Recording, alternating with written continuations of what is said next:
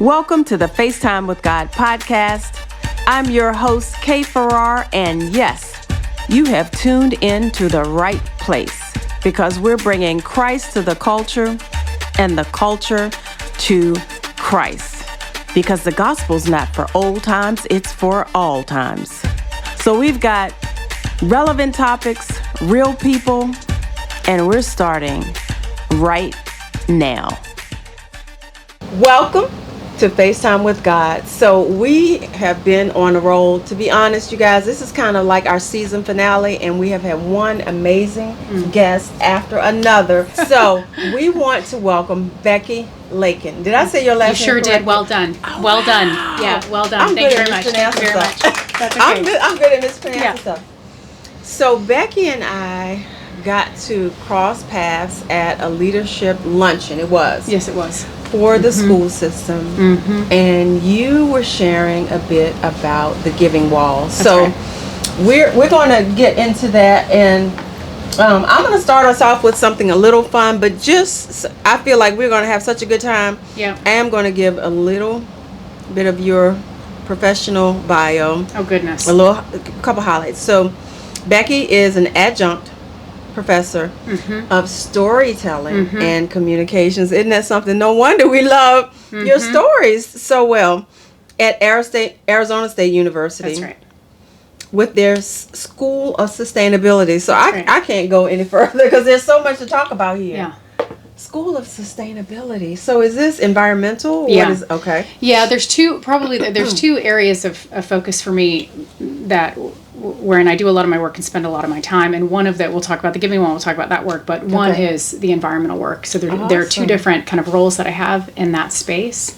The first is the one you mentioned, adjunct faculty, School of Sustainability in their College of Global Futures. Wow. And then the second is I'm an elected director in the Henricopolis Soil and Water Conservation District. So in the fall of 23, I was on the ballot alongside many other fantastic people in Henrico County. So those are my two big environmental positions, although it's kind of part of the way in which I live and kind of the fabric of every decision I make. Yeah. I love that. Okay. So we're going to have fun with that. So, a little bit lighthearted, but it's been a little hot lately. It's been hot. What are your thoughts about the heat, the unprecedented heat that's been going on right now? Yeah, well, it's too hot. The issue with the heat for me is that as we forecast, people far smarter than I forecast and project into the future, we're talking 10, 20, 30, 40, 50 years, the big risk is that the total number of days during which it will exceed 90 degrees increases exponentially. And that is really the risk to human health and well-being, but it's the risk to the well-being of many other things too, not just us.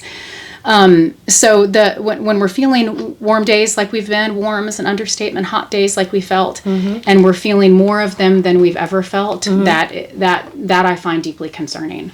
And it's part of my, I consider it an invitation into action when things like this happen. Like I'm not someone who sits there and says, well, this is happening to me.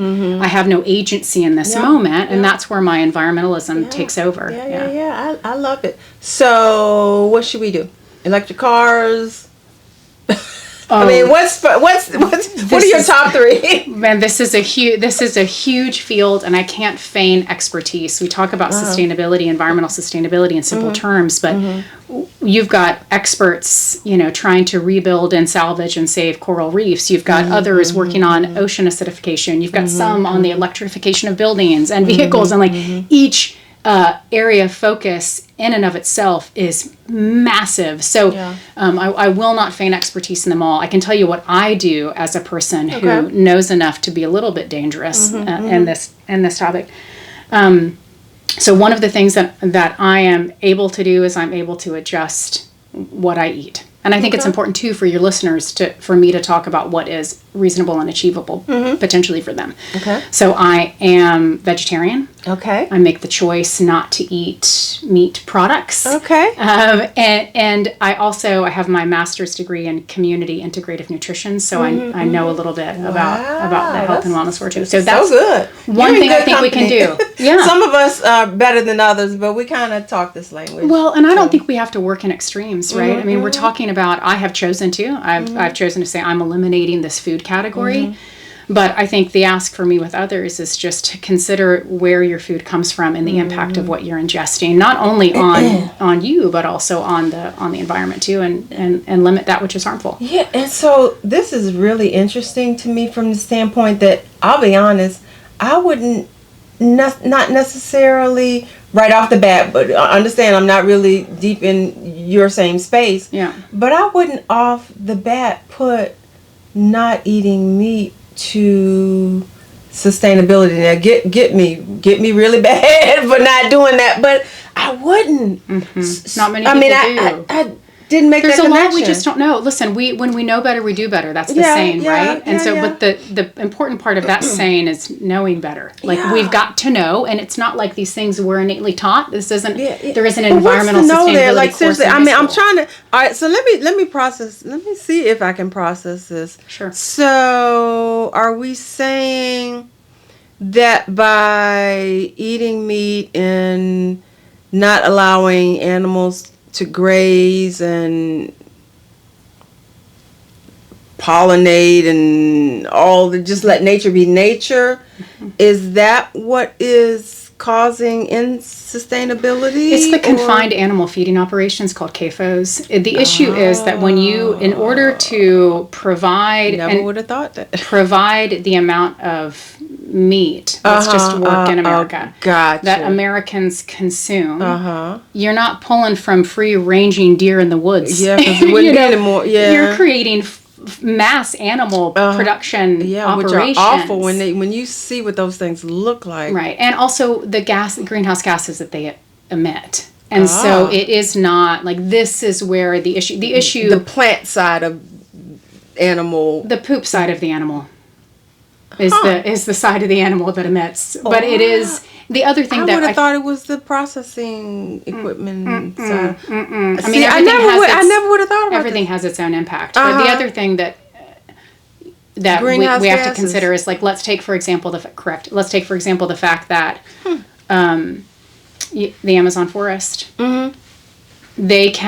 experts can, again, not me, can point directly to some of that deforestation of one of our world's largest carbon sinks and most diverse ecosystem to the kind of proliferation and creation of these confined animal feeding operations. Wow. And we are one of the largest importers of beef from Brazil. So it is like, the thing that I think it's hard for us to do, it's hard for me to do, is to take an issue on the surface and start to, or even an inquiry, maybe we don't know it as an issue yet, and start to kind of peel back the onion and say, okay, where are all the negative externalities of this problem? In the case of animal consumption, there are problems in deforestation of critical places. There are problems surrounding greenhouse gas emissions, and there are, of course, problems around the health of our own bodies too. So there's a lot of layers to peel back there, but. And as I said earlier too, I think it's important to note that everybody's on a journey, and I didn't arrive at being vegetarian overnight. I mean, I stole this from an author who recently released a book. I think it's called The Imperfect Environmentalist. Wow. But that for sure is me. Like, we're on a journey. We're getting better all the time. We're getting better all the time. It's so cool. Yeah. It's so cool to have that perspective. Yeah. I mean, it really is. It's actually welcoming to people who are interested but maybe not there yet. You know what I mean? It really is. I think it is too, and I think I think anything can be really welcoming when you're not, like, if you're not doing everything, you're doing nothing. That can't be it, because otherwise we're all failing. And me too. That is true. And me too. So true. You got to get that. You got to, like, bring people on the journey. The other thing, you asked me a few things I might mention. The second would be. If you have the ability to, you all have here, I have it in my home too, have the ability to plant native landscapes, that is really critical too. So why do people love mowing their lawn? They like the outside to look clean, organized. It might be a little bit cathartic for them to be out there doing that deal too. People really find delight and joy in not only the practice of keeping a garden, but the beauty of it. So putting as many native plants as you can in.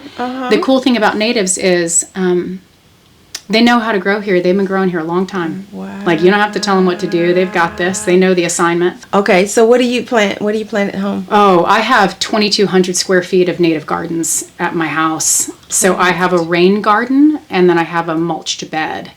The job of a rain garden, listen, I don't know if Maybe I won't show you my plants. No, that's okay. Actually. Don't be overwhelmed. No, I'm telling, we've been getting there over time. I used to have no garden, you know? But at my home, and I'm sure a lot of people listening, and maybe even you too, we experience significant amount of flooding. Okay. When the rains really come and they're relentless, and then also erosion. And we're near the James River, and we don't want runoff going into the James from our property for any number of reasons. Yeah. So the rain garden helps us, gets us really deep-rooted, thirsty plants that kind of drink in all of that extra and excess moisture we don't want. What's your number one thirsty plant? Oh my God!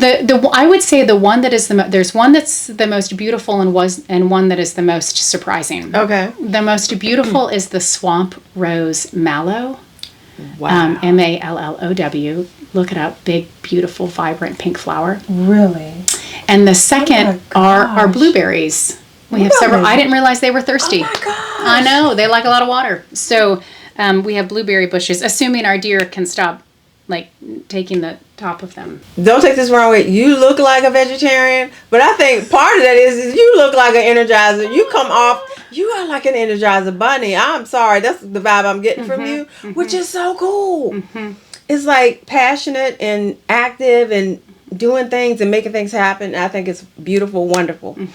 The thing where you and I connected, and I want to find out, first of all, honestly, we're skipping all our little games and stuff that we were We can come back to them. I'm not going to do these little games and stuff. Look, I'm closing my little game box right on up. No games today.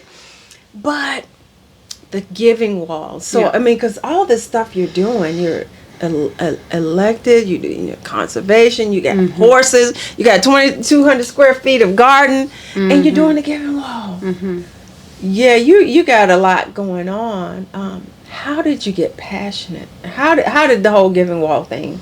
Somebody asked me that the other day. I run a community forum that happens on the first Friday of every month called Mini Hands. Okay. And I interview someone. Okay. So I'm in your seat asking questions. It's a delight to be the person who's receiving the questions. I have to tell you.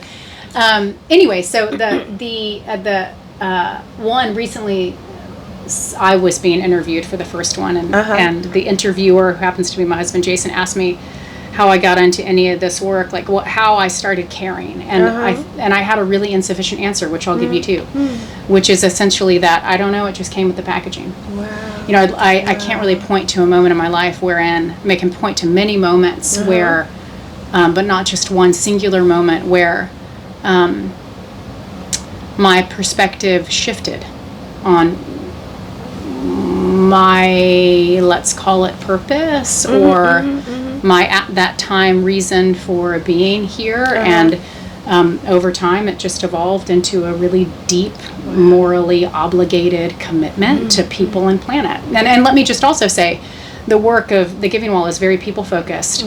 My other work is planet focused. All of it is people focused. I am only doing any of it to create a thriving right now and a thriving future. That kind of supports this vision for me of intergenerational, so many generations, inclusive, thriving, and well-being for all of us. So okay, so we've heard a little bit. I ask this question sometimes. You know, we've heard a little bit about what you do, which is so amazing, and we're gonna come back to that because I want to talk to you a lot about the Giving Wall. Happy just to. Scratching the surface. But in addition to, you know, what you do, who is Becky? Well, I think I'm kind of defined by what I do, to be honest, because I've been able to create things in which I can be myself. So they're not really so disentangled anymore. It is kind of, there is a real authentic existence I'm endeavoring toward, and that I feel like I'm in. I have the good fortune of being able to make those choices. You know, not everybody does. I would say I am a mom, which is cool. I've got an 11-year-old and a 4-year-old who is so bossy. I mean, she is just, God, good night. So bossy. Love her. And I'm a horse mom. I have 3 formerly wild Mustangs. I have a bunch of chickens, dogs, cats, so I'm an animal lover. Safe chickens. I have 3. Those chickens only they're give not us going eggs. anywhere, is what I'm They saying. only give us eggs. They only give us eggs. And so you do eat eggs? Uh-huh. Awesome. Yeah. Good. Not good, vegan. Not vegan. Just Gotcha, vegetarian. gotcha. So I do eggs. I would say I'm a deeply morally obligated person and committed to that. Committed to that work. Gotcha. Yeah. Where do you get your moral obligation? Again, I don't. I mean, I think where? a little Okay. it came with the packaging. Came with the packaging. And I think a little of moments of intervention in my life when somebody crossed my path and it scared me, or it made me sad, or it made me angry, or and I think certainly on the environmental side of things, I think there's and I don't think we talk about this enough.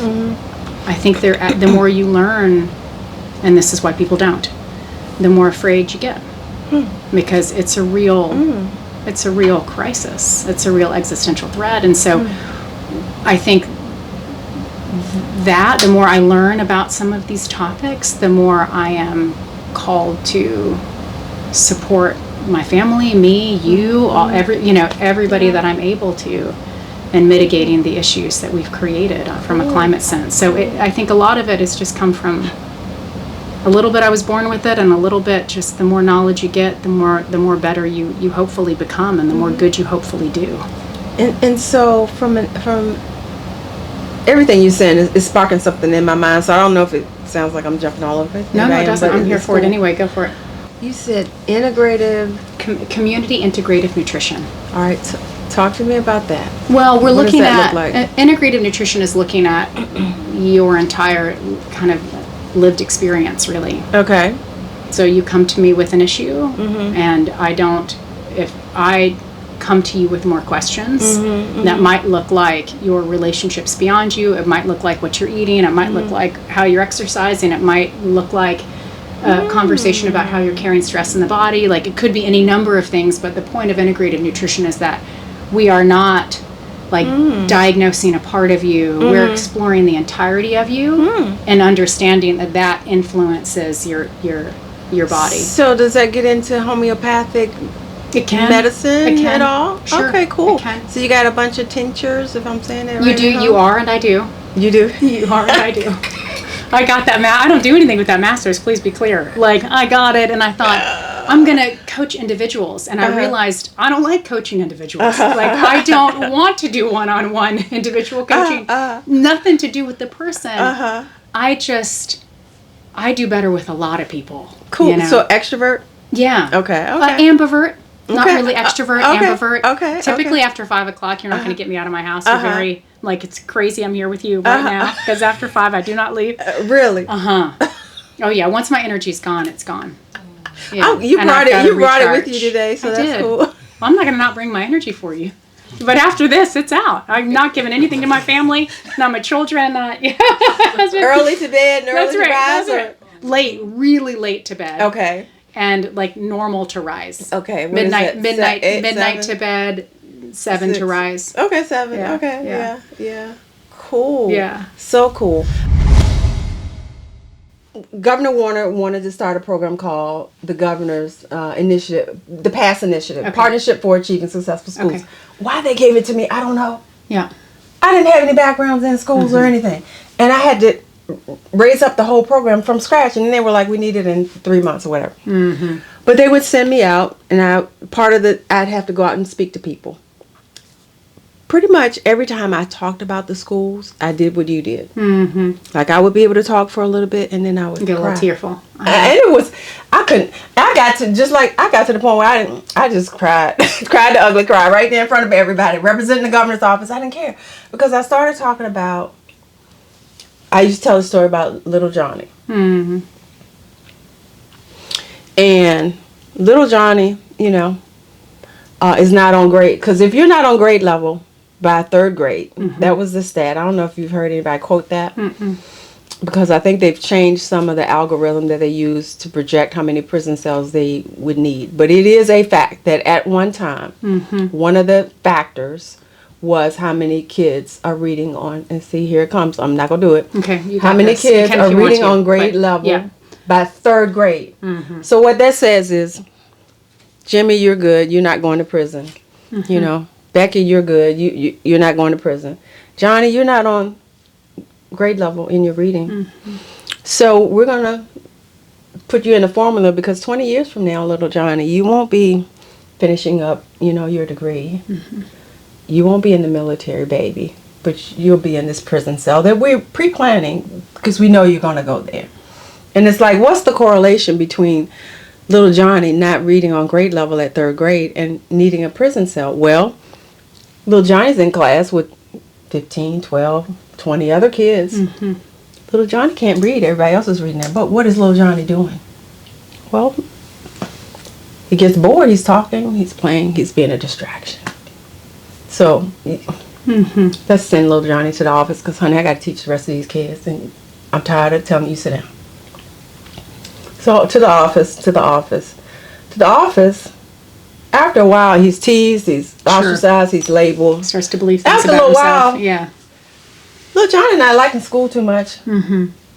I'm tired of going to the office. I'm tired of y'all fussing at me. I'm tired I can't read. Whatever. So you know where that's going. So then I stopped going to school. So I go in the corner and hang out. And the little guys out there, little Johnny becomes Big Joe, because now I got something. You know what I'm saying? So that's how That's your that connection to happens. care. But if we know that, then instead of planning a prison cell for you that costs $23,000, $27,000, $30,000 a year to maintain you in, could we not take that money and figure out how to make your school life better, make school work for you, get you back on track with your reading? Colossians 3:23 and 24.